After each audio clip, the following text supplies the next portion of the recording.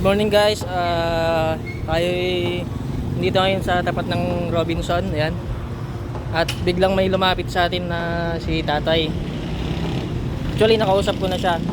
Okay naman siya sa kausap. Matino naman yung mga sinasagot niya. Interviewin natin ulit.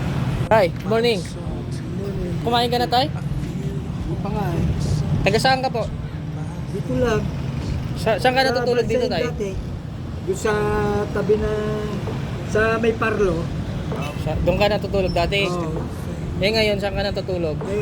Kuminsan dito pag wala na sila. Kuminsan naman dyan. Pag hindi ako pinapagalitan.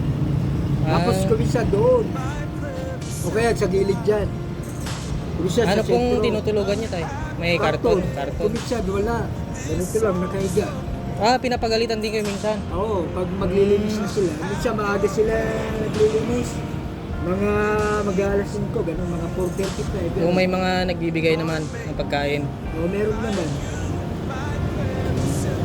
Minsan wala. Bali, May tubig na lang. ilang taon na pa kayo tayo dito sa Tuguegarao? Isang taon pa lang. Isang taon pa lang. Taon. Pero taga saan talaga kayo tayo?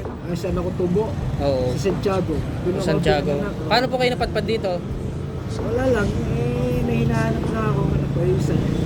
Nahanap nyo po hindi? Di ba? Hindi nyo nahanap. Oo. Ano pong pangalan nyo para may pahatid na rin sa Federico Iscan. Federico Escanio. So, ayan po, Federico Escanio daw pa yung pangalan niya. Ilan po yung anak nyo? Ako? Ito. Dito po. Oo. Ay, yung asawa nyo po asan? Wala, nasa Pangasinan. Sa Pangasinan. Nasa Isabela po yung mga pamilya nyo. O yung iba. Okay po. Kumain ka na tayo? Di pa. Hindi ka pa kumakain?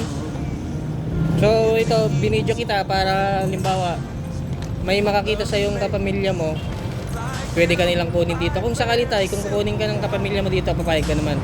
Mapayag naman ako. Basta, Para makauwi ka, no? Basta pakita lang sa akin kung sila talaga pamilya. Kasi ang hirap ng buhay ID dito. ano? Oo. Lisensya. Oo. Pero makikilala mo naman sila, mga anak mo, Oo. kung sakali. So yun tayo, ipopost ko to tayo ha. Oo, sige. Para halimbawa makita ka nila, pwede ka nilang kunin ano, para hindi ka pag-alagala dito ano. Siyempre. Sige tayo. Kumain ka na? Tama.